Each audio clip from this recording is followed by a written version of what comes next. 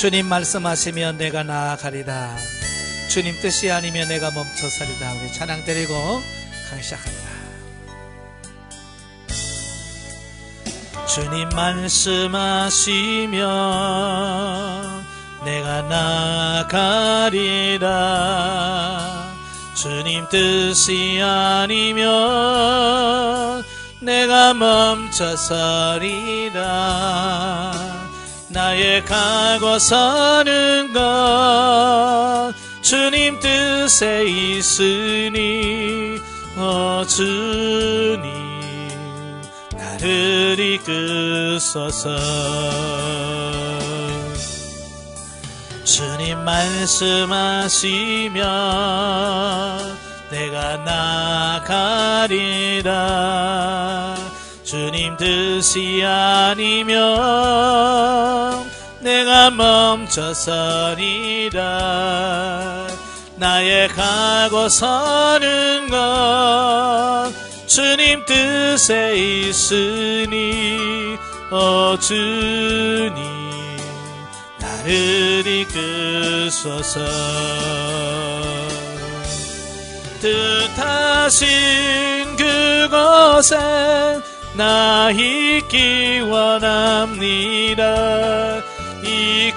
이끄시는 대로 순종하며 살리니 연약한 내 영혼 통하여 일하소서. 주님 나라와 그 뜻을 위하여 뜻하신 그곳에 나 있기 원합니다. 이끄시는 대로 순종하며 살리니 연약한 내 영혼 통하여 일하소서. 주님 나라와 그 뜻을 위하여 주님 나를 이끄소서. 아멘. 기도하겠습니다. 은혜로우신 아버지 감사합니다. 오늘도 우리를 사랑해 주셔서 훈련이라는 소리 인도하시고 인간의 세 가지 본성 마지막 시간 같이 나눌 수 있도록 은혜 주셔서 감사합니다. 이 책의 말씀을 같이 나눌 때 우리의 지각을 열으셔서 알게 하시고 생각나게 하시고 깨닫게 하옵소서. 시정을 맡겨오며 예수님의 이름으로 감사하며 기도합나이다. 아멘. 예, 오늘은 인간의 세 가지 본성 우리 마지막 시간이죠. 교재 보시면 80페이지입니다. 80페이지를 보시면 제4장 하나님의 말씀을 가장 중요하게 여기십시오 라는 말씀이에요. 지금까지는 우리가 앞에서 사람의 영을 개발하는 방법을 말씀을 드렸죠. 두 가지로 말씀을 드렸어요.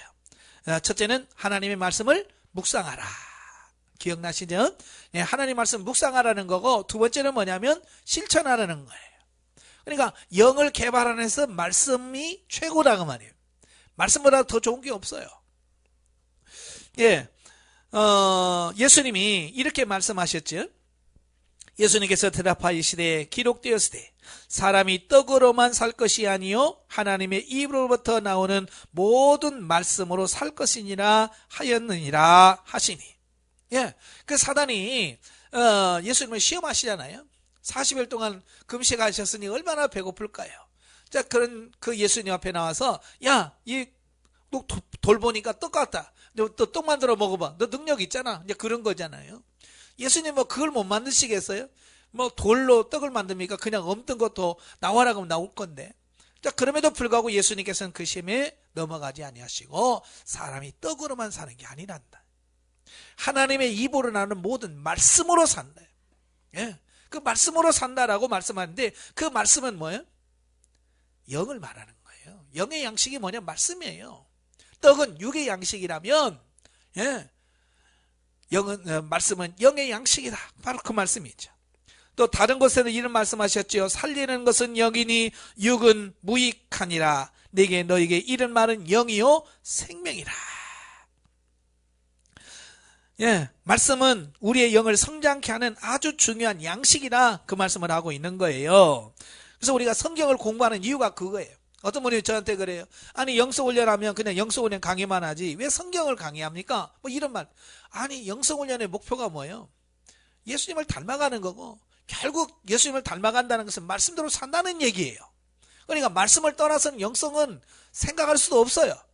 그러니까 어찌 보면 성경 말씀이 어찌 보면 최고로 중요한 부분이다 말씀드릴 수 있는 거죠. 예. 성경에 또한 우리에게 이렇게 말씀하셨습니다. 그러므로 모든 육체는 풀과 같고 모든 육체의 영광은 풀의 꽃과 같으니 풀은 마르고 꽃은 떨어지되 오직 주의 말씀은 세세토록 있도다 하였으니 너에게 전한 복음이 곧 이 말씀이니라 그랬어요. 예, 하나님의 말씀은 변함이 없는 거예요. 왜 보석이 왜 중요하냐? 왜 보석이냐? 변하지 않기 때문에 그러는 거예요. 시간이 가도 변함이 없어요. 금붙이가 뭐 10년 지났다고 이게 은으로 바뀌고 20년 지나면 동으로 바뀌는 게 아니잖아요. 금은 100년이 가도 금이요 1000년이 가도 금은 금인 거예요. 변하지 않는 거예요. 그래서 금이 중요한 거예요. 값진 거고요. 하나님의 말씀도 마찬가지 변함이 없다 그 말이에요. 성경은 예수님에 관해서 말하면서 예수님은 더 좋은 언약의 보증이라 히브리서 7장 22절에서 말씀하고 있는데요. 새 언약, 신약은 더 좋은 언약이라. 예, 구약에 비해서 훨씬 더 좋은 하나님의 언약이라 그 말이. 예수님은 이 좋은 언약의 보증이다, 보증. 예. 이 말씀은 마태복음에서 계시록까지 모든 말씀이 이루어지도록 예수님께서 이 말씀 뒤에 계신다라는 말이. 예수님 보증 쓰면 뭐 누가 뭐가 여기겠어요? 예수님 내가 보증 쓸게. 그거는 반드시 된다는 거 아닙니까? 그죠? 예, 말씀을 예수님께서 보증하고 계신다 그 말이에요. 그러니까 하나님 말씀은 반드시 그대로 이루어진다 그 말씀이죠. 예레미야 1장 12절에서 이렇게 말씀하죠. 여호와께서 내게 이르시되 내가 잘 보았도다. 이는 내가 내 말씀을 지켜 그대로 이루려 함이라 하시니라. 자, 어떤 번역본은 이렇게 번역합니다. 나는 나의 말이 이루어지도록 지켜보겠다. 자, 다른 말로 말하면 주님께서 주의 말씀대로 되도록 주의 말씀이 이루어지도록 지켜보신다라는 말입니다. 그러니까 하나님은 한번 말씀하시면 그 말씀이 진짜 그대로 되는지 하나님께서 보증으로 지켜보고 계시겠다 그 말이에요. 그 말이 뭐예요? 반드시 된다. 반드시 된다 그 말씀하고 있는 거예요. 자, 우리가 하나님의 말씀을 행하지 않는다면, 하나님의 말씀을 실천하지 않는다면 하나님은 우리의 삶에서 이루어지도록 할 수 있는 것이 아무것도 없습니다.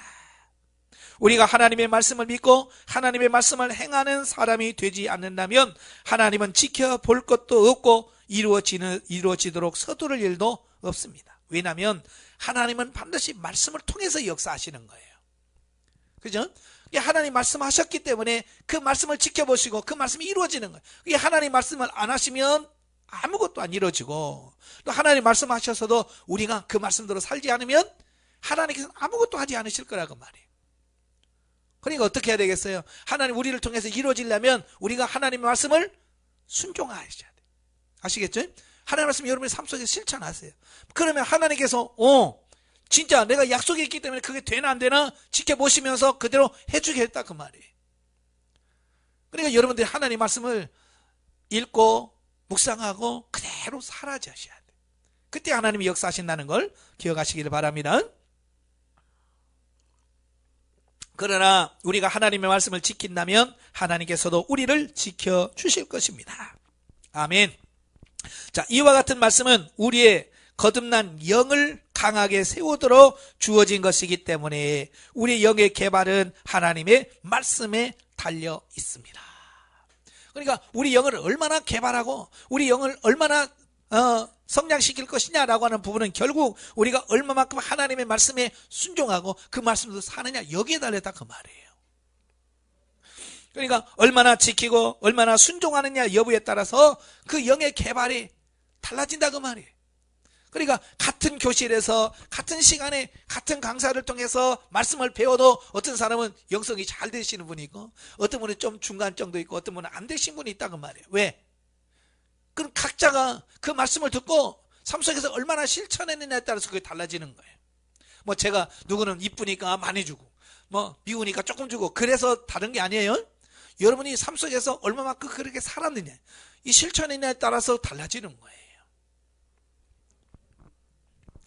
이 네 가지 공식 중에서 세 번째는 당신의 삶에서 하나님의 말씀을 가장 중요하게 여기는 것입니다. 네? 우리 삶 속에서 가장 중요한 게 뭐냐? 하나님의 말씀이라. 앞장에서 언급한 것과 같이 무엇보다도 우리는 하나님의 말씀을 묵상해야 합니다.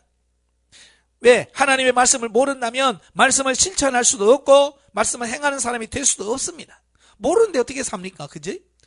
예. 그래서 말씀은 우리가 그 의미를 알고 그 말씀대로 행동할 때까지는 우리에게 실제적인 것이 되지 못합니다. 예. 다시 말하면 내가 아는 걸로 끝나면 의미가 없다고 말이에요. 내가 알았으면 그 말씀을 실천한 데까지 가야 된다고 말입니다. 예. 그래서 말씀 묵상은 뭐냐? 우리가 그 말씀을 살기 위해서 묵상하는 거예요. 실천하기 위해서 묵상하는 거지. 그냥 내가 말씀에 대해서 지식을 많이 갖추려고 하는 게 아니라 그 말이에요. 여러분 실천해야 그 말씀에 가치가 있다는 걸 기억하시기를 바라고요. 자, 넘겨서 다음으로 우리는 우리의 삶에서 하나님의 말씀을 가장 중요하게 여겨야 합니다. 우리가 어떤 상황을 대면하든지 제일 먼저 우리의 생각이 하나님의 말씀을 뭐라고 말하고 있는가를 생각할 정도로 우리는 말씀을 의식할 수 있게 되어야 합니다. 자, 여러분에게 한번 질문 한번 던져보죠. 맛있는 게 있어요. 제일 먼저 누가 생각납니까? 맛있는 게 있어요. 누구 생각납니까? 예, 첫 번째 생각나는 사람이 뭐예요? 내 마음이 거기가 있는 거예요. 그러니까 맛있는 거 보면 아이고 우리 애들이 좋아하는데 하면 그 사람의 마음속에는 애들이 있는 거고요. 아이고 우리 남편하고 그러면 남편이 있는 거고 아이고 우리 어머니하고 그러면 어머니가 그 마음 중심에 있는 거예요. 예. 마음속에 하나님이 계시다면 그죠? 뭘 하더니 하나님 그럴 텐데 하나님이 우리 중심이 없어요. 그러니까 다 따지다가 몇 번째 가서 아유 하나님도 계셨네요. 그런단 말이에요. 왜? 하나님 우리 중심이 없는 거예요. 바로 이제 그걸 말씀하고 있는 거예요. 우리의 삶의 중심이 과연 누가 있느냐?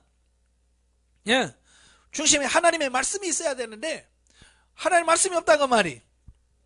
그러니까 생각을 해도 안 되니까 어때요? 맨 마지막에 아이고 성경에 뭐라고 돼 있는데 이제 그러고 있는 거지. 다 할 거 다 하고 그만큼 뭐예요? 말씀이 우선순위에서 말씀이 멀어져 있다라고 하는 것을 말씀해주고 있어요. 그러니까 우리가 그만큼 삶에서 떨어져 있으니까 우리가 그만큼 하나님의 말씀을 살 수 없다는 얘기예요. 그렇지만 예, 그런 그리스도인들은 별로 없습니다. 위급한 일이 터지면 자신들의 영을 하나님의 말씀으로 푹 젖도록 해놓지 않았고 하나님의 말씀을 자신들의 영에 붙잡아 놓지도 않았기 때문에 대부분의 그리스도인들은 자연적인 관점에서 반응을 합니다. 예, 사람의 행동은 그 사람의 생각을 따라 움직이거든요. 그죠? 이게 생각 속에 뭘 가다두느냐에 따라서 그 사람의 행동이 달라지는 거예요. 그러니까 우리가 평소에 우리의 생각 속에 하나님의 말씀을 쫙 깊숙이 생각 속에 말씀을 잠겨놨다면 뭐든지 말씀이 나오겠죠. 그죠? 어떤 상황이 오든 하나님 말씀이 이럴 때는 이렇게 하라고 그랬지, 이 말씀이 이럴 때는 이렇게 하라고 그랬지. 자, 그렇게 된단 말이에요. 그러나 그의 말씀이 생각 속에 깊이 잠겨 있지 않아요. 세상 것들로 가득 차 있다 그 말이에요. 그러니까 우리가 여전히 무엇을 하든지 세상적인 본능을 따라서 움직인단 말이에요. 왜? 생각 속에 세상 것들로 가득 차 있기 때문에 그런 거예요. 어때요? 여러분의 생각 속에서 말씀이 잘 생각이 나와요? 안 나와요? 나와요? 안 나와요? 솔직하게 안 나오지? 예, 중심에 하나님 말씀이 충만해 있지 않기 때문에 그래요. 그래서 말씀으로 젖어 있도록 하셔야 돼. 그러므로 자연적인 것이 마음에 떠오르고 하나님의 말씀이 말하고 있는 것 이외에 다른 것을 하려고 서두릅니다. 우리는 하나님의 말씀이 우리의 내적 본성의 일부가 될 때까지 하나님의 말씀을 먹어두어서 어떤 상황이든지 어떤 위급한 일을 만나든지 제일 먼저 생각나는 것이 하나님의 말씀이 뭐라고 하셨는지가 되도록 할 수 있습니다. 중요한 거예요. 뭘 하든지 하나님 뭐라고 하셨지? 이럴 때는 어떤 화가 나는 일이 있어도 이때는 하나님 이럴 때는 뭐라고 하셨지? 하나님 말씀이 생각나면 그 사람은 이기는 거예요. 말씀대로 살 수 있는 거예요. 되는 거예요. 그러나 다 할 짓 다 하고 나중에서 후회하면서 성경에서 성내지 말라고 그랬는데 우리는 맨날 나중에 말씀 가지고 후회하잖아요. 그죠? 그러니까 우리는 말씀 가지고 사는 게 아니라 후회한단 말이에요. 말씀으로. 그러니까 우리 삶의 변화가 없는 거예요. 우리 영의 성장이 안 되는 거고. 우리는 내적 본성이 된 말씀을 우리 안에서 일어나서 우리의 마음을 조명하고 우리의 영에게 방향을 제시해 줄 것입니다. 그래서 시편 119편 105절에 보면 여호와의 말씀은 내 발의 등이요 내 길의 빛이라 그랬잖아요. 하나님의 말씀이 내 발의 등이요 내 길의 빛이래. 내 발을 인도하고 내 길을 인도해야 돼. 말씀이 나의 삶을 이끌어 가야 돼. 그러십니까? 말씀이 여러분의 삶을 이끌어 가요? 화가 납니다. 말씀이 여러분의 삶을 인도하십니까? 성내지 마라. 성내는 것이 아버님의 뜻이 아니니라. 그러면 예 하고 꼬리 내리잖아요. 근데 그 말씀이 언제 생각나요? 망신 다 당하고 창피할 때 성내는 것이 옳지 않다는데 우리가 맨날 후회하고 있잖아. 다 하고 난 다음에 맨 마지막에 그만큼 우선순위에서 말씀이 저 끝에 가 있다는 얘기를 하고 있는 거예요. 그리스도인들은 흔히 어떤 주제에 관하여 하나님이 말씀하신 것에 귀를 기울이는 대신에 다른 사람들의 조언을 얻으려고 합니다. 여러분도 그러죠. 어떤 문제 생기면 사람 먼저 찾잖아요. 교회에서도 목사님 어떻게 하면 좋아요? 집사님 어떻게 하면 좋대? 형님 어떻게 하면 좋아요? 아버님 어떻게 하면 좋아요? 우리는 하나님께 나가기 전에 그지? 하나님께 직접 가서 하나님 이런 때는 어떻게 해야 됩니까? 말씀해 주옵소서라고 하나님께 조언을 구하기 전에 우리는 사람한테 간다. 왜? 하나님의 말씀이 이 안에 없어. 하나님의 말씀이 없기 때문에 우리는 하나님께 조언을 구하지 않고 사람에게 간다 그 말이에요. 목사님들을 포함해서 사람들이 하나님의 말씀에서 나온 조언을 당신에게 하지 않는다면 그들의 조언은 매우 빈약한 것입니다. 때때로 좋은 의도로 하는 말이지만 하나님의 말씀에 조심스럽게 조율되지 않는 동료 그리스도인들의 조언을 따르다가는 정말 큰 어려움을 당할 수 있습니다. 왜냐하면 목사님이라고 해서 다 하나님의 그 말씀의 지도를 받고 있는 건 아니잖아요. 예수 믿는 사람이 다 그런 거 아니잖아요. 그러니까 하나님의 말씀에 기초한 조언을 해주는 게 아니라 자기 생각을 얘기할 수 있잖아요. 내 생각에는 그러면서 성경과 관계없이 할 수 있잖아요. 그래서 우리가 조언을 듣더라도 분별을 할 수 있어야 된다 그 말이에요. 저분이 정말 하나님 말씀 성경에 근거해서 기초해서 내게 말씀을 하시는 건지 아니면 자기 생각을 얘기하는 건지 이런 것을 분별해야지. 그러지 않으면 우리가 실수할 수 있는 가능성이 크다 그 말이에요. 사람들에게 조언을 듣고도 실패한다 그 말이에요. 저도 어떤 일을 하면 사람들이 많이 말리는 경우가 많이 봐요. 자, 오늘 그 목사님이 자기 간증을 하지요. 나도 한번 그렇게 했다가 거의 죽을 뻔한 적이 있었습니다. 이 목사님이 자기 간증하는 거예요. 수년 동안 목사로서 여러 교회를 섬기는 뒤에 나는 주님께서 순회 사역으로 나를 부르신 것을 느꼈습니다. 순회 사역은 주님이 원하시는 것이었지 제가 원하는 것은 아니었습니다. 나는 계속 목사로서 교회를 섬기기를 바랐습니다. 목사로서 한 교회를 섬기는 것은 어느 정도의 안정과 같은 순회 사역이 제공될 수 없는 보상이 있습니다.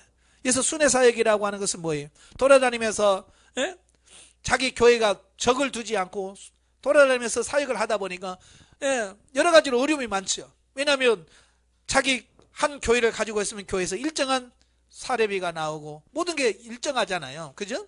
계획을 세울 수 있어. 그러나 수연의 사회가 보면 있을 때는 일 많을 때는 일 많지, 없을 때는 없지. 그러니까 뭘 이렇게 계획대로 되어지지 않잖아요. 참 어려운 거예요. 그러니까 이 목사님도 하나님의 부르심을 받았지만 지금 상황을 보면 여러 가지로 어려움이 좀 많은 거예요. 예, 왜 육신은 자꾸 편한 삶을 원하고 안정된 삶을 원하지. 나이가 들면 그래요. 사람이 나이가 들면 들수록 젊을 때는 그냥 패기로 막 한번 뭐 안 되면 말지 뭐 안 되면 다시 하지 뭐. 그렇지만 나이가 들수록 이제는 그런 게 없이 안정된 어떤 생활을 추구하고 쫓게 돼 있어요. 사람이라는 게. 근데 하나님께서는 순회 전도 사역을 하기를 원한단 말이에요. 예. 더 중요한 것은 우리 아이들이 어렸었기 때문에 나는 나의 가족들과 함께 집에 있는 것을 더 좋아했습니다. 그러나 나는 하나님께서 내 영에게 말씀하신 걸 느끼고 마침내 순종하여 복음 전도 사역으로 순회 사역을 떠나게 되었습니다. 하나님께서 우리를 불러 시키는 일을 하러 나갈 때는 모든 일이 항상 매끄럽게 잘 되리라고만 생각해서는 안 됩니다. 더욱 이 일이 잘 되거나 안 되는 것을 따라 우리가 하나님의 뜻 가운데 있는지를 판단할 수는 없습니다. 자, 이 말이 그런 거예요. 자, 하나님께서 순회 전도 사역을 하라고 그래서 네 알겠습니다 하고 순종해서 갔어요.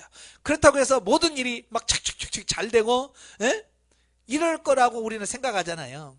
근데 그렇지 않을 수가 훨씬 많다 그 말이에요. 예. 어찌 보면 잘 되는 것보다 더 안 되는 것이 있다 그 말이면, 다시 말하면 하나님의 뜻대로 행할 때 뭐가 같이 오냐면 고난도 같이 온다 그 말이에요. 예. 근데 많은 사람들은 이 고난을 생각하진 않아요. 그러니까 하다가 어려우면 뭐라고 그래? 하나님 그럴 수 있습니까? 내가 모든 걸 포기하고 왔는데, 예? 이렇게까지 하는데 이럴 것 같으면 내가 안 했습니다 뭐 이러면서 꼭 그러잖아요. 그러지 마세요. 하나님의 일할 때 반드시 뭐가 오냐? 고난도 같이 온다는 거예요. 그러니까 힘들다고 어렵다고 해서 우리가 그걸 잘 되면 이건 하나님의 뜻대로 내가 순종해서 그래, 하나님의 뜻이니까. 안 되면 이건 하나님의 뜻이 아닌데 내가 했나? 이렇게 생각한다 그 말이에요. 절대로 형통과 불통을 가지고 이게 뜻이 아니다 라고 우리가 결정짓기는 어려운 거예요. 제가 사도행전 강의하면서 그 말씀을 해요. 사도 바울의 삶을 보면 늘 성령의 지도 인도를 받아서 살아가요. 그렇다고 해서 그가 평탄한 삶을 살아야 아니에요. 사실 우리 2차 전도 여행을 떠날 때 사도 바울은 아시아에서 복음을 전할 생각을 가지고 떠났어요. 근데 예수의 영과 성령이 막으셔. 할 수가 없는 거예요. 성령께서 역사해야 이거 복음이 전파되는데 성령께서 역사를 안 하는 거예요. 그래서 고민하다가 아가야라고 하는 그 항구 도시로 가죠. 그때 마게도냐 사람이 선지자면서 우리를 와서 도우라라고 부르는 환상을 보게 돼요. 그래서 바울이 모든 계획을 다 포기하고 하나님 말씀을 따라 갑니다. 가는 첫 성이 빌립보 성이에요. 빌립보 성 가서 귀신 들린 여종 고쳤다가 어떻게 됩니까? 감옥에 들어가서 매 맞고 착고에 치어렸어. 여러분 같으면 어떡하겠어요? 만약에 예를 들어서 하나님께서 야 너 저기 가서 전도해라. 그래서 전도하러 갔더니 경찰에 붙들려서 구치소에 들어갔네. 착고에 수갑 채워가지고 죄인처럼. 그러면 그 안에서 뭐 해야 돼? 예, 바울처럼 찬송하면서 기도하면서 그래야 되는데 우리 괜히 해가지고 이거 뭐야 이거 이렇게 한단 말이에요. 후회하고 다시는 안 해 이런단 말이에요. 이게 바울과 우리의 차이란 말이에요. 그래서 빌립보 교회를 세우고 데살로니가 교회로 데살로니가 갔잖아요. 새 안식일 동안 말씀 전하고 쫓겨났어요. 베레아로 갔어요. 베레아 갔더니 또 쫓겨나네요. 그가 하나님의 말씀도 안 산 게 아니야. 하나님의 인도하심을 따라 갔어요. 갔는데 계속 고난이 연속이에요. 마찬가지예요. 우리가 고난이 온다고 이건 하나님의 뜻이 아닌가 보다, 이건 아니라 그 말이에요. 예. 그리고 하나님께서 이렇게 하라고 그래서 반드시 형통, 여기서 말하는 형통이라는 것은 내가 바라고 인간이 원하는 그런 뜻이 절대로 안 이루어진다는 사실이에요. 예. 자, 이런 경우에는 환경만이 하나님의 뜻을 결정하게 되고, 그렇게 된다면 바울은 한 번도 하나님의 뜻 가운데 있었던 적이 없으며 처음부터 끝까지 하나님의 뜻을 놓친 것이 됩니다. 그러니까 뭐예요? 어려운 일이 오면 이건 하나님 뜻이 아니야 라고 생각한다면 바울은 전부 다가 하나님 뜻도 안 살았다, 그렇게밖에 결론이 안 되지는 거예요. 왜? 가는 것마다 어려움을 당했고 쫓겨났고 심지어 돌에 맞아 죽고 막 그랬잖아요. 결코 그렇지 않다는 거예요. 마귀가 이 세상의 신입니다. 우리가 하나님의 뜻을 따라 살려고 결단하면 마귀가 우리와 대항하게 될 것입니다. 매달 마귀가 방해하는 집회를 계속하면서 심각한 재정적인 싸움을 하면서 순회 복음 전도자로서 7달 동안을 일을 하고 난 후에 나는 돌아서서 목사로서 교회를 섬기기로 결정하였습니다. 7달 하다 보니까 돈도 안 들어오지, 힘만 들지, 박해는 많지, 막 그러니까 에이 모르겠다, 다시 나도 일 반복해야지, 그리고 마음을 바꿨다고 말이에요. 근데 중요한 것은 그렇게 결정한 것은 누구라면 하나님이 그렇게 하신 거예요? 자기가 결정한 거예요? 예, 자기가 결정한, 하나님의 뜻과 상관없이 자기가 결정한 거예요. 제가 간증을 했는지 모르겠습니다만은 제가 초등학교 5학년 때 목회자가 되겠다, 목사가 되겠다고 서원을 했어요. 4학년 때. 그런데 제가 중학교 3학년 때까지는 그 생각이 변하지 않았어요. 그런데 이제 중학교 3학년 되고 고등학교를 지나가면서부터 이제 생각이 달라지기 시작한 거예요. 왜냐하면 너무 가난해서 이 가난한 게 한이 돼. 내가 그 어린 나이에 가난한 게 너무 한이 되는 거예요. 근데 목사님들 오니까 다 어려워. 그러니까 이제 목사 될 마음이 없어지는 거예요. 그래서 제가 하나님, 제가요 목사는 그렇고요, 내가 장로가 돼가지고 더 많이 벌어가지고 내가 주일하겠습니다 하고 바꿨어요. 누구 마음대로? 내 마음대로 바꾼 거예요. 이 목사님도 그런 거예요. 예, 순회 선교사의 하나님의 감동을 따라서 했는데 재정적으로 어렵지, 박해는 심하지. 그러니까 7개월 만에 아예 안 되겠다, 다시 교회로 해서 목회해야지 라고 바꿨다고 말이에요. 그 뒤에 나오죠. 내가 결정하였지 주님이 결정하지 않았다는 사실을 주의하십시오. 오늘도 마찬가지요. 하나님의 말씀도 안 해. 내가 에이 안 해, 이제 오늘부터 이거 안 해 라고 여러분 스스로가 결정한다고 말이에요. 여러분 그런 적 있어요, 없어요? 한두 번 얘기했어요. 우리는 늘 그러고 살죠. 예? 피곤하면 피곤하다고 핑계대고, 어디 아프면 아프다고 핑계대고, 바쁘면 바쁘다고 핑계대고, 우리는 주님의 뜻에 따라 순종하기보다는 늘 내 핑계대는 거야. 이래서 안 되고요, 저래서 안 되고요, 저래서는 안 되고요. 우리는 계속 상황 판단, 내 기분, 감정까지 다 해서. 근데요 여러분 보세요. 여호와 이레라는 말이 있죠. 하나님이 참 앞길을 예비하시고 준비하신다. 여호와 이레, 참 좋은 말씀이죠. 그럼 여호와 이레만 있을까요? 사탄 이레도 있습니다.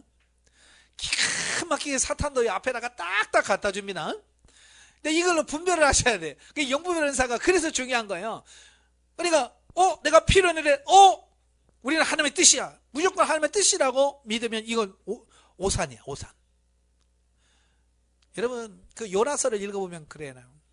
하나님 말씀을 듣고 요나가 니네로 가라는데 반대편 다시스로 가려고 요바로 내려가 배를 타지요. 거기 가니까 뭐가 기다려요? 그렇죠, 배가 딱 기다려요. 요즘처럼 뭐 전기선처럼 뭐 시간 딱 지켜서 몇 월 며칠 몇 시에 떨바하면 이런 게 없어요. 전개역선이 아니에요. 그때 당시는 바람 따라 세월 따라 이 배가 언제 올지도 모르고, 뭐 시간도 없어. 그냥 바람 불면 가는 거고 바람 안 불면 서 있고. 왜냐면 그때는 범선이잖아요. 바람을 따라서 가는 배이기 때문에 바람의 영향을 따라 그 배가 있을지 없을지도 모르는. 근데 딱 가니까 배가 딱 기다리고 있네요. 그러니까 요나가 무슨 생각을 했겠어요? 할렐루야. 그렇잖아요. 왜? 배가 딱 기다리고 있으니까 자기 생각하고 딱 맞잖아요. 오늘 여러분도 마찬가지예요. 내가 하고 싶은 대로 딱 맞아 들어가면 우리는 야 이건 하나님이 주신 거야 라고 생각하는데 그렇지 않은 경우도 많더라고 말이에요. 예? 그러니까 기도해야 되는데 직장에 나가지까 근데 직장이 딱 기다리고 있단 말이에요. 우리는 두 번도 생각 안 하죠? 야 이건 하나님 주신 거야. 그냥 가버려. 마귀가 기도 못하게 너 열심히 일해 돈이나 벌어. 그래서 마음과 생각을 그쪽으로 끌어가려고 하는 건데 분별을 못하고 이건 하나님께서 내가 요즘 돈 없어서 좀 힘들었대 하나님께서 딱 직장 주셨네 이렇게 이해한다 그 말이에요. 요나처럼. 그러니까 어떻게 바다에 떨어져야지.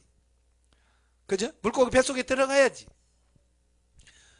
오늘 이제 목사님도 이제 그 물고기 뱃속에 들어가는 그 상황이 있어지는 거예요. 자, 동부 텍사스에 있는 상당히 큰 잘 되는 교회에서 그들의 목사가 되어줄 것을 고려하면서 그들을 위해 설교를 해달라는 전화가 왔습니다. 때가 마침 내가 안 해야지 라고 하는 순간에 정확하게 오는 거예요. 그들은 매월 담임 목사에게 $750에서 $1100 정도의 사례비를 드렸습니다. 1949년도니까 그 당시의 돈 가치가 지금보다 훨씬 컸을 때입니다. 그 교회는 또 사택까지 준비되어 있었습니다.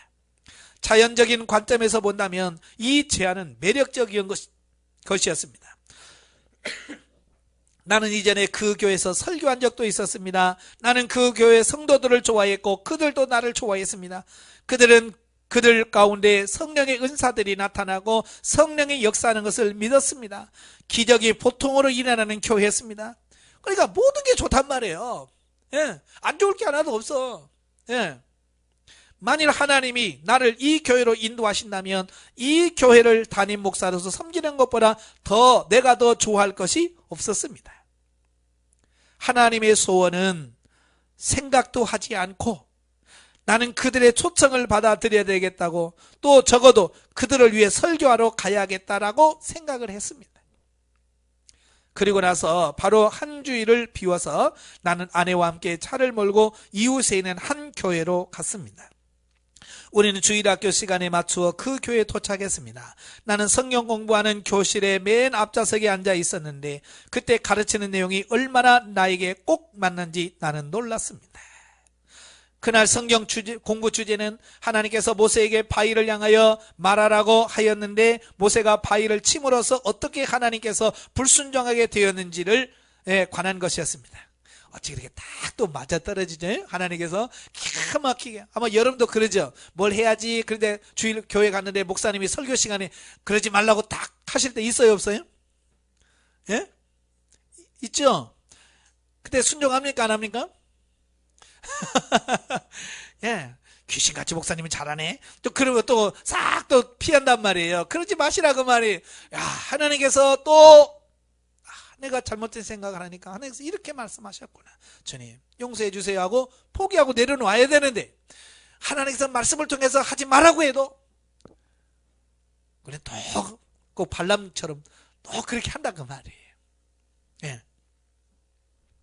그 주일 학교 교사는 이스라엘 자녀들이 여행길의 어려움으로 인하여 얼마나 낙심하게 되었는지도 언급했습니다. 나는 이 말씀이 얼마나 나의 상황에 꼭 맞는 말씀인지 생각하면서 내 자리에 앉아서 괴로워하고 있었습니다. 왜 괴로웠을까요? 내 생각하고 지금 하나님의 생각이 이제 겹치는 거예요. 그죠? 지금 괴로운 거죠. 나는 좀 좋은 교회 가서 편하게 살고 목회하고 싶은데 하나님은 안 가기를 원하시고 나는 가기를 원하고 또 말씀을 통해서 가지 말라고 또 말씀하시는데 이 사이에서 고통하고 있는 거죠. 예. 그런데 갑자기 내 심장의 박동은 멈추었고 나는 의자에서 바닥으로 떨어졌습니다. 이어서 나의 심장은 빠른 박동으로 일정하지 않게 뛰기 시작했습니다. 내게는 1분에 200에서 300번의 맥박이 뛰는 것이 보였습니다. 얼마나 빠른지 시간을 잴 수 없을 것 같았습니다. 일반적으로 이제 부정맥이라고 그러지? 예. 이제 우리가 심장은 보통 이제 일정한 속도로 뛰잖아요. 근데 부정맥이라는 것은 막 뛰었다가 안 뛰었다가 막 그런, 예? 뛰고 안 뛰고 막 이게 나타나는 게 그런 거잖아요. 바로 이제 그런 현상이 나타나는 거예요. 그 자리에 있던 어떤 목사님이 나의 맥박을 재어보더니 맥박을 구별할 수가 없는데요. 우리가 느낄 수 있는 것은 오직 부르르 떠는 것 뿐입니다라고 말. 이게 얼마나 심장이 빨리 뛰는지 이게 툭탁툭탁툭탁이야 툭툭툭툭툭 두르르 할 정도로 심장이 그렇게 막 급하게 뛴다는 거죠. 나의 온몸은 얼음장처럼 차게 되었습니다. 16살 때 심장병으로 고통받을 때 나는 2번 죽었었기 때문에 이번에도 죽음이 내게 왔다는 것을 알았습니다. 그들은 나를 목사관으로 옮겨놓고 주일학교 여자반에 있던 나의 아내를 불렀습니다. 아내는 내가 있는 방에 들어서자마자 내 침대 곁에 무릎을 꿇더니 울면서 이렇게 말했습니다. 이 모든 것이 내 잘못입니다. 이어서 아내는 내가 오랫동안 집을 떠나 있는 것에 관하여 주님께 불만을 품고 불평을 해왔었다라고 내게 말했습니다. 그러나 아내는 내게는 한마디로 그런 말한 적이 없었습니다. 하루는 아내가 설거지를 하고 있다가 내 남편이 다시는 돌아올 수 없는 곳으로도 나는 그를 데려갈 수 있다라고 하는 한 음성을 들었다고도 말한 적이 있었습니다. 아내는 깜짝 놀랐지만 자기가 상상해서 그런 것이라고 여기고 그냥 무시해 버렸습니다. 우리가 흔히 저지르는 실수가 이거죠. 하나님께서 내게 말씀했는데도 불구하고 에이 뭐 엉뚱한 생각이 갑자기 들어. 에이 하고 그냥 그걸 하나님께서 내게 말씀하시는 부분인데 그걸 하나님의 말씀으로 인식하지 못하고 우리는 넘어가는 경우가 너무 많다고 하면 왜? 내 마음에 안 드니까. 그러니까 하나님의 음성이 내 마음에 쏙 들면 우리는 그런 실수 안 합니다. 만약에 하나님께서 예를 들어서 하나님께서 야 내가 너에게 아파트 60평 줄게 이게 내 생각이겠지 그러겠어요? 할렐루야 하고 막 금방 감상금하고 그럴 거예요. 그러니까 내 마음에 쏙 드는 거라면 우리는 막 할렐루야 하고 막 쓸개 다 빼줍니다. 근데 안 맞았을 때가 문제라 그 말이에요. 내 생각하고 하나님의 말씀이 안 맞으면 우리는 에이 이게 내 생각이야 이거 그냥 무시해버린단 말이에요. 그런 실수를 너무 많이 한다 그 말이. 그래서 침대 곁에 무릎을 꿇고서 아내는 이런 순복하는 기도를 드렸습니다. 주님께서 내 남편의 목숨만 살려주신다면 주님의 뜻대로 어디로 가든지 얼마나 오랫동안 가 있든지 상관하지 않겠습니다. 다시는 불평하지 않겠습니다. 그리고 나서 주님은 어디서 내가 잘못했는지 내게도 보여주셨습니다. 가르쳐주죠. 왜냐하면 하나님께서 이 목사님을 죽이는 게 목적이 아니라 깨닫게 하는 게 목적이기 때문에 그래요. 우리 두 사람이 무엇이든지 주님의 뜻을 행하겠다라고 주님께 새로운 헌신을 한 후에 나는 순식간에 나았습니다. 나는 완전한 고침을 받고 침대 밖으로 뛰어나왔습니다. 어떻게 내가 이런 난관에 봉착하게 되었을까요? 하나님의 말씀에 귀를 기울이며 말씀을 가장 중요하게 여기지 않고 나는 많은 목사님들에게 조언을 구했기 때문입니다. 그 목사님들이 내게 해줄 수 있었던 모든 조언들은 자연적인 충고들 뿐이었습니다. 그들은 이렇게 말했습니다. 당신의 가장 중요한 의무는 당신의 가족입니다. 아직 아이들도 어리기 때문에 자녀들과 함께 집에 있어야 합니다. 순회 사역을 하려고 집을 떠나서는 안 됩니다. 예, 맞는 말이죠. 예, 맞는 말이긴 해요. 그러나 그게 성령의 뜻을 따라서 하나님의 뜻을 전하는 게 아니라 인간의 본능을 따라서 구하는 게 그거예요. 예. 이 목사 저 목사가 모두 이렇게 말했고 나는 그들의 조언을 들었습니다. 왜냐하면 내가 딱 맞거든요. 예. 그것이 하나님의 음성으로 들려진단 말이에요. 왜? 내가 추구하는 바와 같기 때문에 그런 거예요. 그러니까 내 생각하고 맞다고 해서 다 하나님의 뜻은 아닌 거예요. 나는 목사님들이 하라는 대로 내가 자연적인 영역에서 하려고 했던 것을 하려고 노력했습니다. 그 결과 나는 거의 죽을 뻔했습니다. 예, 저도 마찬가지예요. 이곳으로 올 때도 많은 목사님들이 저에게 반대했어요. 찬성한 사람 아무도 없었습니다. 예. 그러나 하나님께서 말씀하시니까 가는 거예요. 예, 근데 안양에서 목회할 때보다 지금 편하냐 좋으냐? 그건 말로 할 수가 없어요. 예. 더 어렵지요. 그건 사실이에요. 그럼에도 불구하고 내 마음속에 편히 있고 기쁨이 있어요. 왜냐? 하나님의 뜻대로 순종하고 있다는 거. 다른 거 안 보는 거예요. 환경적으로 물질이 있고 없고 그런 것이 아니라 그래도 내가 하나님의 뜻에 따라서 이렇게 순종했구나. 그것 때문에 내 마음이 편하고 너무 행복한 거예요. 예. 자, 마침내 나는 사람이 자기 가족에 대한 의무를 다하면서도 하나님께 순종할 수 있다는 것을 배웠습니다. 예. 많은 목회자들이 목회하면서 제일 염려하고 걱정하는 게 뭐냐면 자녀들 문제예요. 자녀 교육의 문제. 예. 자녀 교육의 문제. 예, 저는 다 키워놔서 이제 그런 걱정은 안 합니다만은, 이래 자녀가 어린 목사님들은요, 늘 사역질을 할 때도 제일 먼저 고려하는 게 뭐냐면 자녀들 교육 문제. 어떻게 먹이면 어떻게 입힐 거냐. 이게 어쩌면 우선순위 최1순위예요. 네. 그런데 하나님의 뜻대로 말씀대로 살면 하나님께서 나도 자녀를 또 하나님께서 가장 좋은 방법으로 이끌어 가신다는 것을 저는 믿어요. 왜? 지금까지 그렇게 하나님께 인도하셨기 때문에. 그러나 그런 경험이 없으신 분들은요, 굉장히 힘들어합니다. 예. 어느 목사님이 저에게 와서 이런 질문, 고민을 털어놓으시더라고요. 물질이 없으니까 자녀들을 학원에 한 번도 못 보내고 마음대로 학원도 못 보내고 이런 고민들을 하시면서, 예? 어떻게 하면 좋으냐. 예. 그래서 제 이야기 쭉 했어요. 나도 우리 애들 학원 하나 보낸 적 없다. 보낼 수 있는 형편도 아니었다. 그냥 그때는 제가 마음이 아팠지만 커놓고 보니까 학원 다니는 애나 학원 한 번도 안 가는 우리 아들이는 똑같다. 대학교 가니까 차이 없어. 학원 다니는 애나 학원 안 다니는 애들 똑같아. 아니, 더 나아. 그런 걸 보면서 걱정하지 마라. 하나님이 이끌어 가실 거다. 만약에 학원을 가야 될 상황이면 하나님께서 학원을 가게 하실 거고, 학원을 안 가도 될 것 같으면 하나님께서 안 가고도 얼마든지 사회생활 잘 할 수 있다. 꼭 학원만 다녀야 좋은 직장 가서 할 수 있냐. 학원 안 다녀도 얼마든지 할 수 있다. 하나님이 인도하시면 신뢰해라. 자, 그렇게 제가 권면한 적이 있어요. 예. 자, 이 부분이 굉장히 어려운 부분이거든요. 지금 이 목사님도 지금 그것 때문에 고민하는 거 아니에요, 그죠? 자녀들도 어리지요. 또 순회 사역을 하면 가족들을 다 떼놓고 혼자 돌아다니니까 가족들은 누가 챙기며, 예? 이런 부분들, 또 물질적인 부분도 일정한 금액이 안 들어오니까, 그죠? 들쑥날쑥하니까 이것도 가족도 어떻게 부양을 해야 되나, 이런 가진 고민들이 많이 있어요.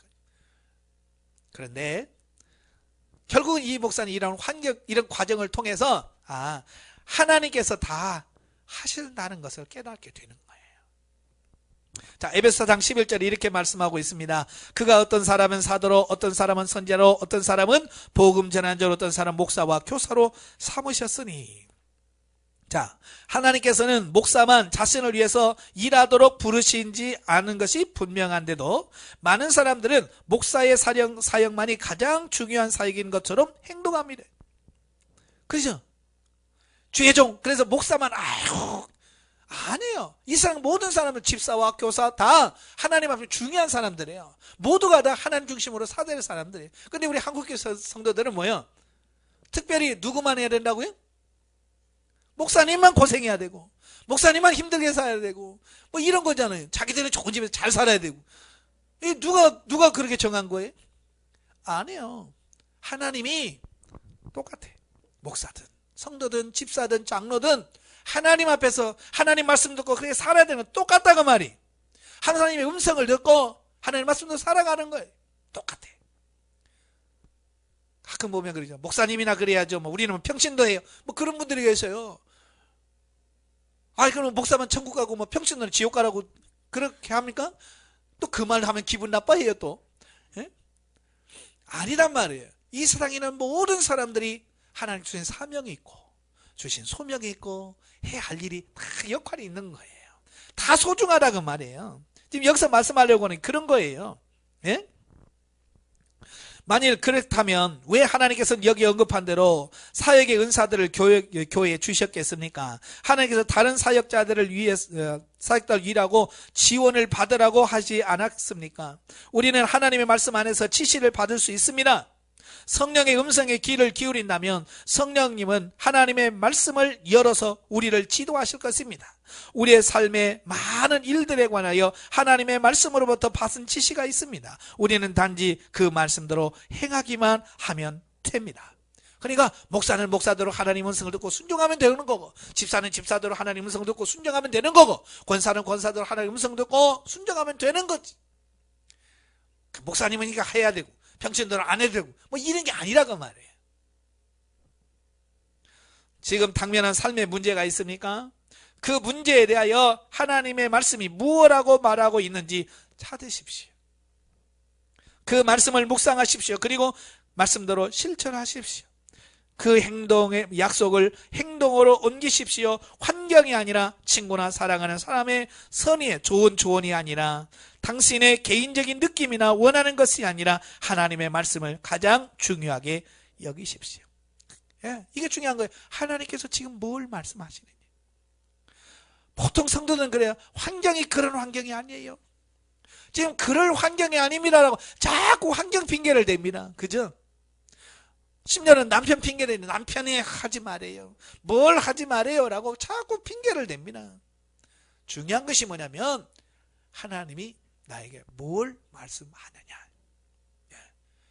그리고 내가 하나님 말씀에 얼마나 순종하느냐, 이게 중요하다는 말이에요. 예, 그러니까 우리의 감정이라든지 환경이라 이게 그리 중요한 게 아니라 그 말입니다. 당신의 삶 가운데서 생기는 상황에 관하여, 이것에 관하여 하나님의 말씀은 무엇을 말하고 있지? 라고 질문하는 습관을 가지십시오. 예, 이게 뭘 말씀인데 하나님이 뭐라고 말씀하시나, 주님 어떻게 할까요? 이게 습관화돼야 되고 생활화돼야 돼요. 아버지 뭘 어떻게 하기를 원하십니까? 하나님 이곳에서 내가 뭘로 하기를 원하십니까? 하나님의 뜻을 묻고 주님께서 말씀하신 대로 순종해가는 이런 삶이 평범하게 이루어져야 된다 그 말입니다. 너무나 말씀을 의식하여 자동적으로 자신의 생각과 행동을 하나님의 말씀에 비추어서 하나님의 뜻 가운데 있는지 점검하도록 하십시오. 우리의 인생의 모든 상황에 대한 해답을 하나님 말씀 안에서 발견하게 될 것입니다. 예, 그래요. 하나님께서 모든 우리의 인생의 계획을 하나님의 말씀 속에다 이미 다 드러놨어요. 그러니까 말씀 묵상하면 그 말씀 속에서 이미 하나님께서 우리에게 뭘 원하시는지, 어떻게 하기를 원하시는지 다 말씀하고 있다는 거예요. 하나님의 말씀 가운데 한 약속은 너희 안에 계시니가 세상에 있는 자보다 크습니다 라고 말씀하고 있습니다. 당신이 어떤 일을 당하였든지 당신 안에 어떤 분이 당신이 만나는 문제보다 더 크십니다. 그것을 믿으면 당신은 어떤 환경을 만나든지 정복자의 영을 가지고 두려움이 없이 인생을 살아갈 수 있습니다. 예, 하나님이 계시는데, 그죠? 하나님이 계시는데 가라 그러면 아멘 하고 가면 되잖아요. 하나님께서 이사해 아멘 하고 가면 되지. 근데 우리는 뭐부터 걱정합니까?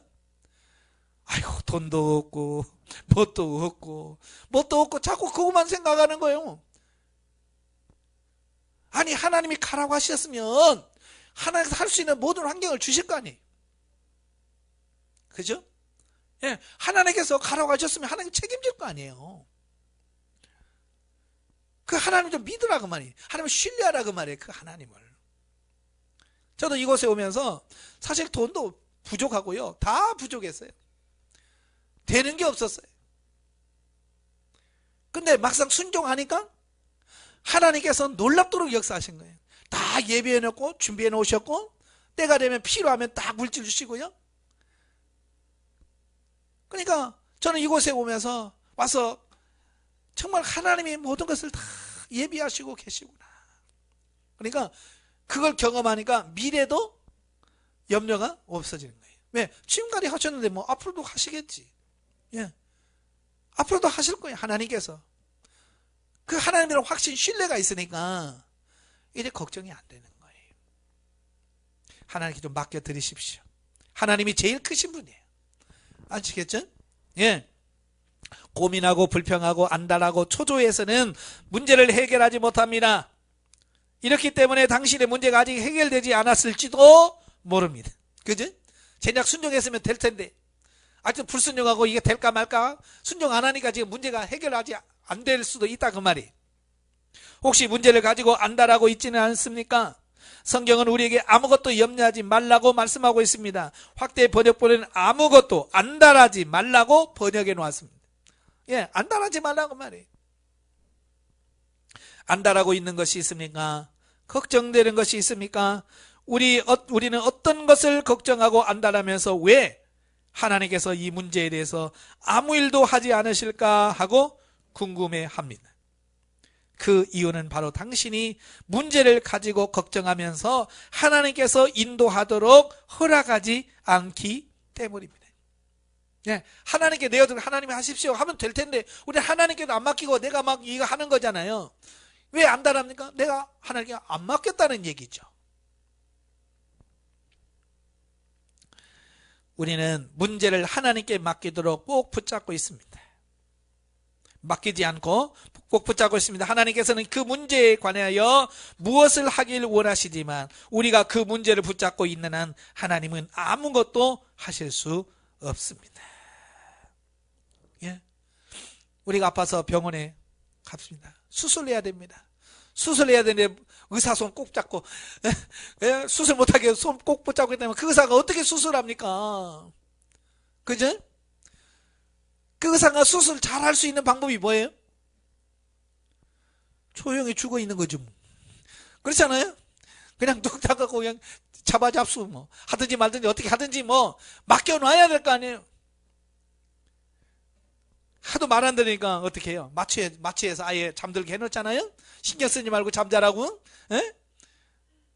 그 잠자고 일어나면 다 해놨잖아요. 만약에 여러분 정신 멀쩡한 데서 수술하고 막 해보세요. 움직이면서 그거 하지 마요. 그거 찢지 마요. 그거 하지 마요. 그러면 의사가 어떻게 그걸 하겠어요? 지금 여러분이 하나님이 그러고 있다고요. 하나님 뭐 손대라. 에이 하나님 그거 하지 마요. 하나님 그거 손대지 말고. 하나님 그 건강 손대지 말고. 돈 손대지 말고. 남편 손대지 말고. 자녀 손대지 말고. 그럼 뭐예요 하나님?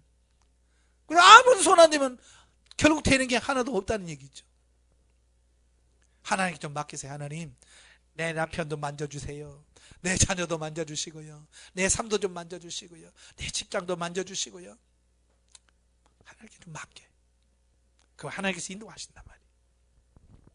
자, 5장입니다. 당신의 영의 음성에 순종하십시오.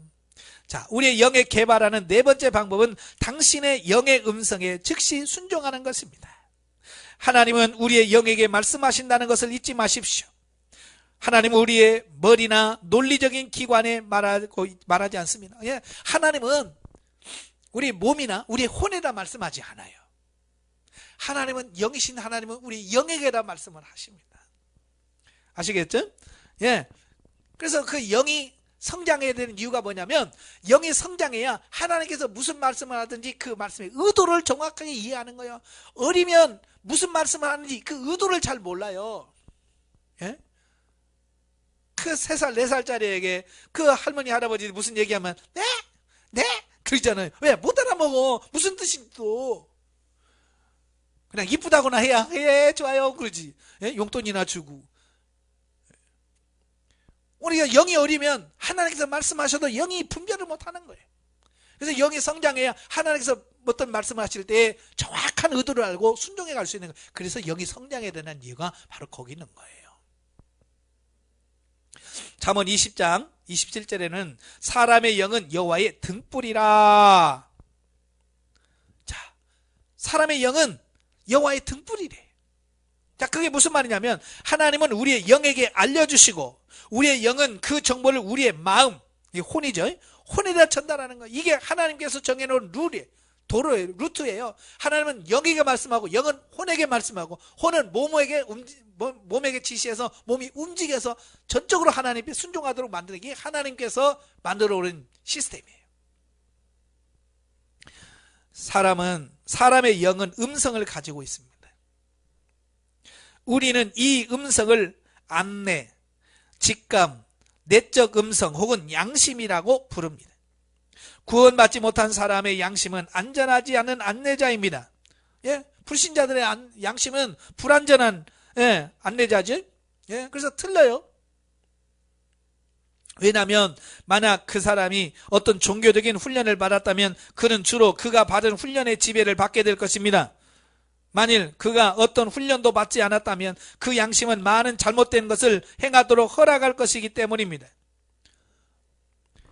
반면에 어떤 사람이 거듭났다면 그 영은 하나님의 생명과 본성으로 새롭게 창조되었습니다. 만일 그의 거듭난 영이 하나님의 말씀을 먹게 되고 묵상하는 특권을 가진다면 그 사람이 자신의 삶에 하나님의 말씀을 최우선 순위로 두고 실천한다면 그의 양심, 즉 그의 영의 음성은 안전한 안내자가 되고 그에게 말씀하시는 하나님의 음성이 될 것입니다. 예. 그러니까 하나님의 말씀을 최우선시 두면 그 말씀이 우리 양심까지도 다 움직이고 역사에 서서 정말 하나님의 인도를 따라서 잘 안내할 수 있게 되어지더라, 그 말이에요. 근데 그게 말씀에 충분히 젖지 않으니까 이 양심이 제대로 작동을 안 하는 거예요. 예. 죄를 지어도 양심이 가책이 안 와. 그러니 문제가 심각해지는 거죠. 하나님의 말씀과 기도를 통해서 하나님과 교제하며 동행한다면, 또한 우리의 영의 음성에 즉시 순종함으로써 하나님의 말씀을 통하여 우리의 영을 훈련한다면 어느 정도 시간이 지나면 우리는 삶의 아주 세세한 부분까지도 하나님의 뜻을 알 수 있을 것이라고 나는 믿습니다. 예. 하나님의 음성을 듣는 훈련을 하셔야 돼. 하나님의 음성을 듣는 세미한 음성을 듣는 그 훈련을 하셔야 그 세미한 하나님의 음성을 듣는 거예요. 그런데 우리는 세미한 음성을 자꾸 무시하기 때문에 그 세미하게 들리신 하나님의 음성을 듣지를 못합니다. 꼭 크게 사건이나 터져야 아이고, 꼭 그렇게만 하나님의 뜻을 깨닫는다고 말이에요. 왜? 하나님의 말씀을 듣는 훈련이 그런 식으로밖에 안 돼 있기 때문에 그런 거예요. 그러니까 세미한 하나님의 음성을 듣는 훈련을 좀 많이 하십시오. 그러니까 하나님께 계속 물으셔야 돼요. 하나님 어떻게 할까요? 하나님 어떻게 하기를 원하십니까? 하나님의 뜻은 어떻게 하기를 원하십니까? 라고 자꾸 물으셔서 하나님 인도하심을 구해야 됩니다. 예수님이 이렇게 말씀하셨습니다. 내가 아버지께 구하겠으니 그가 또 다른 보혜사를 너희에게 주사 영원토록 너희와 함께 있으리니 있게 하리니 그는 진리의 영이라 세상은 능히 그를 받지 못하나니 이는 그를 보지도 못하고 알지도 못함이라. 그러나 너희는 그를 아나니 그는 너희와 함께 거하시며 너희 노을 속에 계시겠습니다. 이어서 이런 말씀도 하십니다. 그러나 진리의 성령이 오시면 그가 너희를 모든 진리 가운데로 인도하시리라. 자, 여기서 언급된 이 말씀은 예수님께서 하나님의 위대한 구원 계획에 관해서 사도 바울에게 주신 그 계시만을 언급하신 것이 아니라고 나는 믿습니다. 하나님의 영은 우리 각 사람을 그 사람의 삶의 형편 가운데서 인도하신다는 것을 말합니다. 그러니까 우리가 꼭 계시받는다, 하나님의 음성을 듣는다 그러면 꼭 사도 바울처럼 뭐 사도행전을 써야 되나, 로마서를 써야 되나, 이렇게 거창한 걸 생각한다 그 말이에요. 그런 계시 있어요, 없어요? 없어요. 예? 이 성경 66권으로 구원 계시는 완벽히 끝났어요.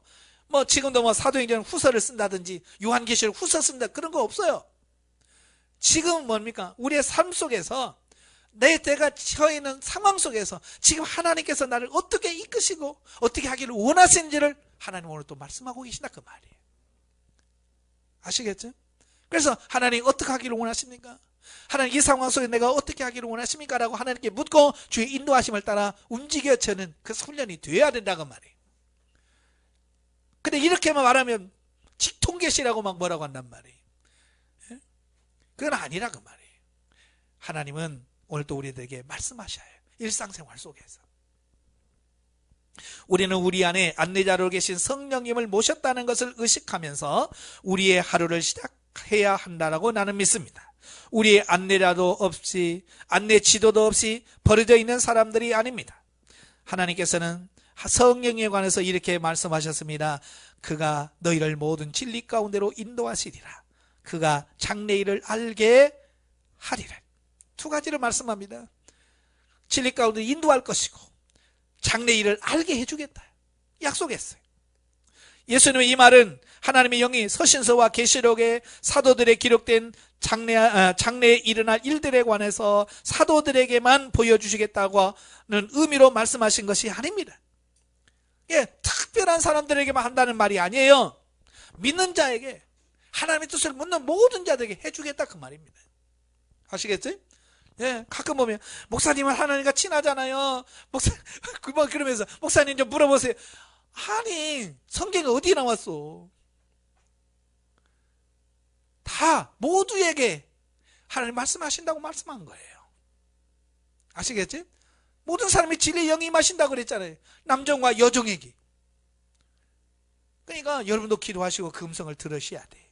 물론 이 말도 한 부분이기도 하지만 이 구절의 의미는 하나님의 영은 우리들의 삶 가운데서 앞으로 올 일들을 우리에게 보여주겠다는 뜻이기도 합니다. 성령께서 미래의 이런 일들을 우리에게 보여주심으로써 우리는 모르고 있다가 당하지 않고 그 일에 대비할 수 있습니다. 예, 이게 알고 하는 것과 모르고 하는 건 차이가 있잖아요. 가끔 보면요, 저도요, 하나님의 직관을 통해서 주신 부분이 있어요. 그러면 말하죠. 당신이 하시오. 안 해. 순종은 안 해. 왜 내가 하는데요? 아니, 하나님이 하해. 그래도 안 해. 근데 결과를 보면 그대로 돼요. 자, 이걸 보면서 하나님의 음성이 우리가 순종하는 이 부분을 보셔야 돼요. 자, 한번 재밌는 얘기 할게요. 이번 추석에 우리 애들하고 같이 모였어요. 그래서 점심을 먹고 이래 우리 카페에 가서 차 한잔 마시자. 자, 그러면서 제가 우리 집사람한테 이번 카페에 가서 차는 당신이 사. 그랬더니 집사람이 왜 내가 사냐고. 그냥 사라고. 그랬더니 안 산다는 거예요. 예? 아니, 하나님께서 사라고 하니까 사라고 말하는 대로 안 산대요. 그래서 결국은 사다리 타자. 사다리를 타서 몰빵이라고 이제 한 사람이 다 사기로 하자. 그래서 하지 말고 당신이 사라고 해도 말을 안 들어. 그래서 결국 뭐 핸드폰에 다 어플이 있더라고요.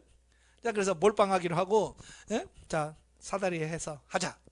결과적으로는 집사람이 뽑혔어요. 아니, 그걸 경험시켜주면서, 아니, 성령께서 감동을 주셔서 사시오 하면, 샀으면 다 얼마나 은혜롭고 좋아. 그죠? 근데 꼭 뽑혀서 너야! 라고 지적해줘. 그때서 아이고! 하고 산단 말이에요. 이게 사람이란 말이에요. 그러니까 며느리가 뭐는 어떻게 하셨어요, 아버님은? 내가 영의 직관을 통해서 순간적으로 알게 하실 때가 있단 말이에요. 전부 다는 아니에요. 영의 음성에 민감하고 영의 음성에 훈련되어진 사람들은 바로 그런 순간 아무것도 아님에도 불구하고 순간순간 성령께서 뭘 하시는 부분에 대해서 조명을 받을 수 있어요. 인도함을 받을 수 있어요. 예. 이건 내 생각도 아니에요. 그러니까 이런 훈련으로 되어진다고 말이에요. 아시겠죠? 예. 그래서 성령님은 우리가 변화시킬 수 있는 것들도 보여주실 것입니다. 예를 들면 하나님께서는 성령을 통하여 선지자 이사야에게 히스기야 왕에게 이렇게 말하도록 말씀하셨습니다. 여호와의 말씀이 너는 집을 정리하라. 내가 죽고 살지 못하리라 하셨다. 그 당시의 관리에 의하면 그런 상황에서는 히스기야는 죽게 되어 있습니다. 죽게 되어 있죠? 왜 죽게 되어 있어요? 아니, 우리 생사화복을 주관하시는 분이 누구예요? 하나님이 야 정리해. 너 죽을 거야. 하나님이 정리하라. 죽을 거라 그랬으면 죽는 거예요, 이건. 그렇죠? 하나님이 그랬으니까 내가 했다면 아무 의미 없죠. 그죠? 근데 그 말씀은 내가 한 게 아니잖아요. 하나님이 하신 말씀이요. 그러니까 하나님이 말씀하셨다면 히스기야는 죽어요, 살아요? 죽어요, 죽어. 왜? 죽게 돼 있어요. 그러나 이사야가 히스기야의 침실을 떠난 후에, 그러니까 이사야가 그 하나님의 말씀을 전하고 나가자마자 히스기야는 바로 어떻게 해요? 얼굴을 벽으로 향하여 울고 회개하며 기도합니다. 중요한 것은 뭐냐면 이사야가 그 왕궁을 떠나기도 전에 얼마나 빨리 응답하시는지 아시겠죠? 예, 뭐 왕궁이 몇십 리 됩니까? 얼마 안 돼요. 그 짧은 시간, 그 성의 절반도 가기 전에 하나님께서 너 가서 히스기야에게 뭐라고 그래? 돌아가라. 너는 가서 뭐라고 그래? 너는 돌아가서 내 백성의 주권자인 히스기야에게 이르기를 왕의 조상 다윗의 하나님 여호와의 말씀이 내가 내 기도를 들었고 내 눈물을 보았노라. 내가 너를 낫게 하리니 내가 3일 만에 여호와의 성전에 올라가겠고 내가 내 날에 15년을 더 할 것이며. 야, 하나님이 너 죽는다 그러면 죽는 거예요. 그런데도 이 히스기야가 하나님의 그 죽는다는 말을 듣고 벽을 향하여 회개하고 통회합니다. 기도합니다. 울면서 기도합니다. 그러니까 하나님은 내가 너 눈물을 보았고 내가 너의 기도를 들었다. 그래서 내가 너를 낫게 할 것이고 3일 만에 네가 성전에 올라갈 것이고 내 삶을 15년 연상해 주겠다. 자, 하나님께서는 때로때로 우리의 태도나 기도를 바꿈으로써 변화시킬 수 있는 것들을 우리에게 보여주신다는 것을 우리는 여기서 알 수 있습니다. 예, 많은 사람들이 운명론으로 이해하시는 분들이 많아요. 운명론이라는 게 뭐냐면 이미 내 운명에 정해져 있기 때문에 어떻게 해도 내 운명은 바꿀 수 없다. 이게 운명론이에요. 성경이 운명론일까요? 성경은 절대 운명론을 논하고 있지 않아요. 보세요. 하나님이 너 죽는다? 죽을 수밖에 없어. 이미 정해져 온 거야. 그럼에도 불구하고 히스기야가 회개하며 돌이키니까 하나님께서 어떻게 해요? 바꿔주시는 거예요. 이걸 보면 성경은 운명론이 아니라는 거예요. 하나님의 역사하심 속에 있는 거예요. 하나님은 우리 자신에 관해서나 우리가 사랑하는 사람에 관하여 변화되어야 할 것을 우리에게 보여주시기도 합니다. 그렇지만 우리가 변화시킬 수 없는 것들도 있습니다. 그런 일들은 장래에 다가옵니다. 우리는 그 일들을 대비할 수 있습니다. 예.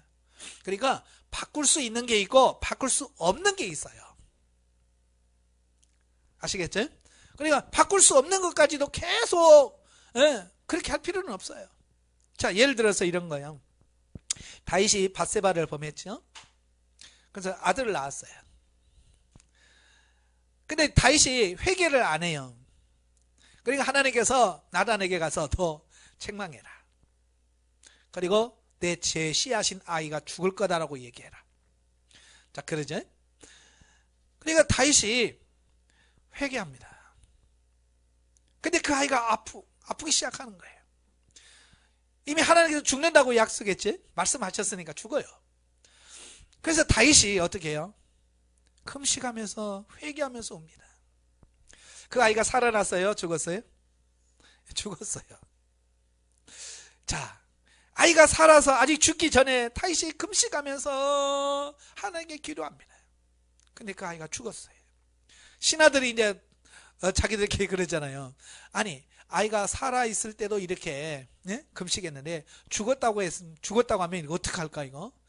말도 못하는 거죠. 뭐 더 까무러칠까봐. 근데 웅성한 소리를 들으니까 다윗은 직감이 오는 거죠. 그래서 아이가 죽었느냐? 네, 죽었습니다. 그러니까 뭐요? 야, 옷 가져와. 음식 가져와. 그래서 이제 옷도 갈아입고 왕복 갈아입고 음식을 먹는 거예요. 그러니까 신하들은 뭐요? 뻥 찌는 거죠. 그래서 아니, 아이가 살았을 때는 그렇게 금식하고 울더니 아니 죽었다고 하니까 왜 그렇습니까? 그때 다윗이 하는 말이 그러잖아요. 살아있을 때 하나님께서 그를 살려줄까? 내가 이렇게 회개하면 그 아이를 살려줄까 했는데 이미 죽어서 떠났으니까 이제는 그건 하나님께서 자기 손을 떠난 거예요. 이제 어쩔 수 없는 거예요. 이제 그럴 때도 또 살려주십시오 하고 계속 한다면 그게 믿음일까요? 그건 믿음 아니에요. 그건 하나님에 대한 불신이고요. 하나님에 대한 도전이죠. 왜? 하나님께서 죽인 이 아이는 죄의 씨앗이기 때문에 죽는다. 죽는 거죠. 뭐. 그건 하나님께서 하신 거고 하나님께 하신 뜻이에요. 그러니까 그런 부분이 있다면 그건 하나님께서 하시는 거니까 그건 하나님께 맡겨드리고, 그러니까 이런 부분이 분명해야 된다 그 말이에요.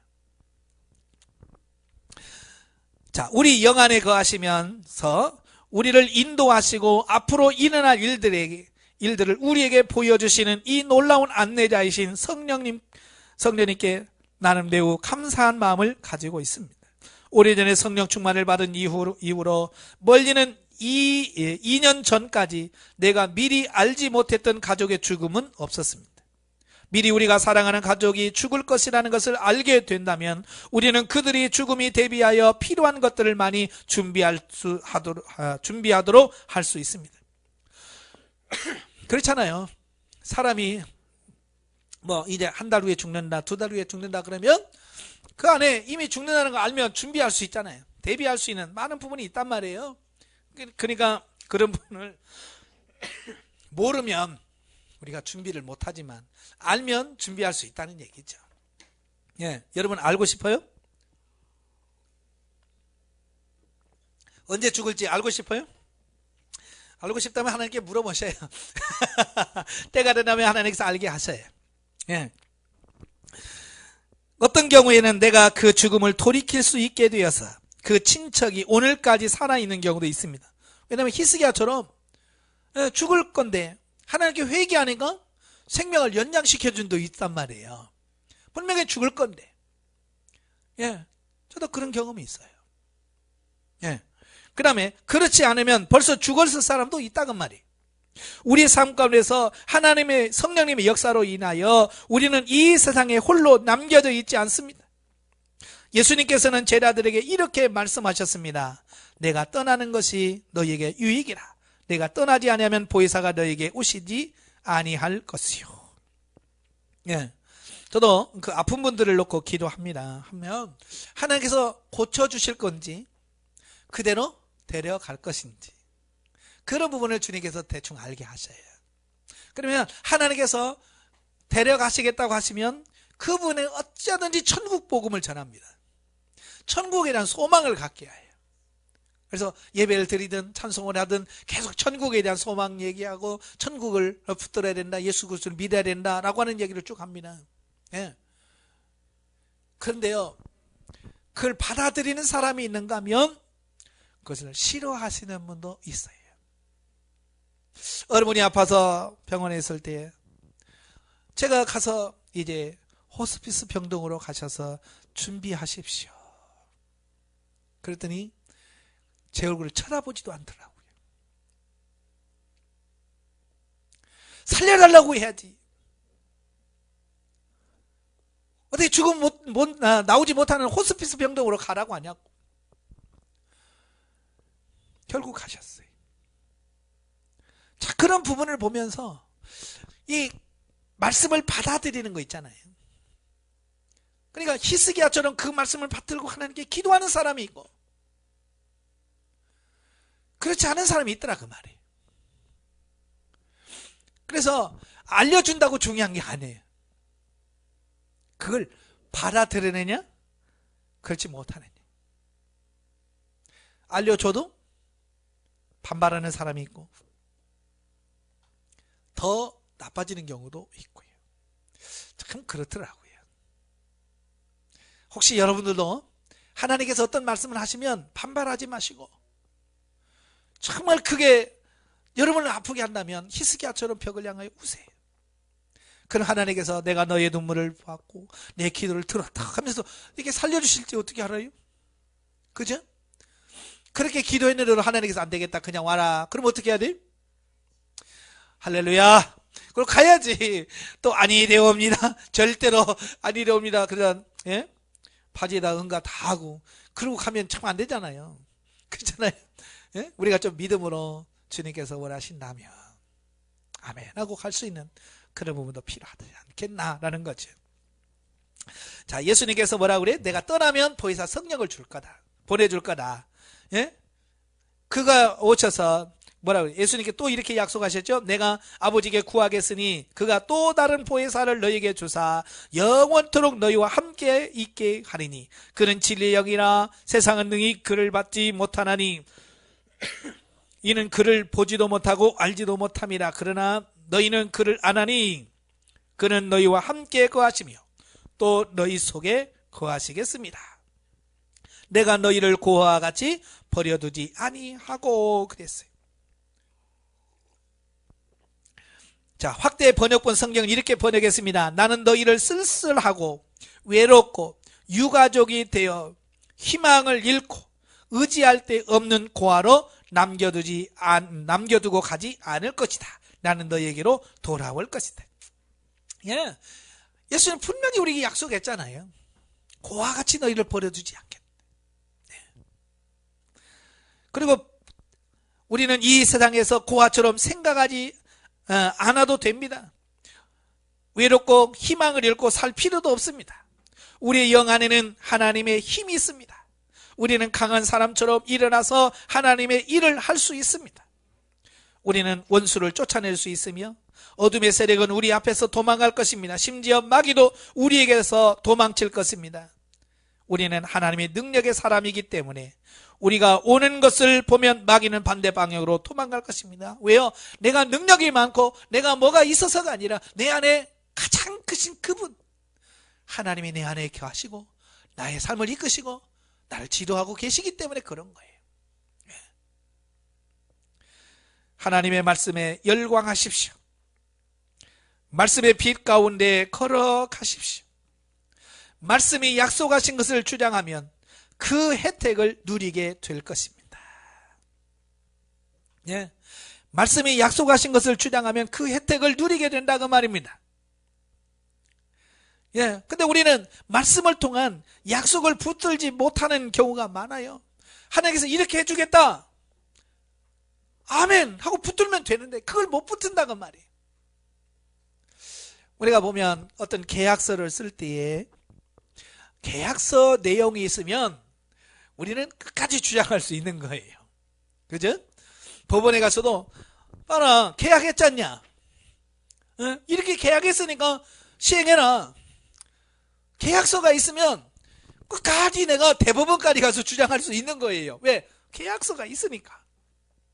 말씀은 뭐예요? 하나님의 계약서예요. 내가 이렇게 해줄게, 기도하면 내가 이렇게 해줄게 라고 이미 하나님께서 약속한 거예요. 그러니까 우리는 그 계약서를 붙들고 하나님 이렇게 하지 않았습니까? 계약서가 있네요. 그러면 하나님 뭐라고 쓰겠어요? 그러게 거기 있네, 할 수 없구나, 실행할 수밖에 없는 거예요.